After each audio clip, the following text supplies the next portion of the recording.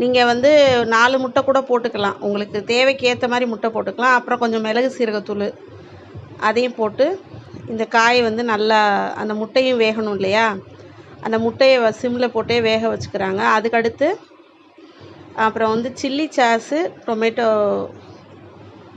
சாஸும் அதுக்கு அடுத்து சோயா சாஸும் ஊற்றுறாங்க. இந்த சோயா சாஸ் வந்து ஒரு 2 ஸ்பூன் இருக்கும். 2 ஸ்பூன் அளவு தான் ஊற்றுறாங்க. அதுக்கடுத்து இந்த சில்லி சாஸ் வந்து 1 ஸ்பூன் அளவு ஊற்றுவாங்க. அந்த அளவு தான்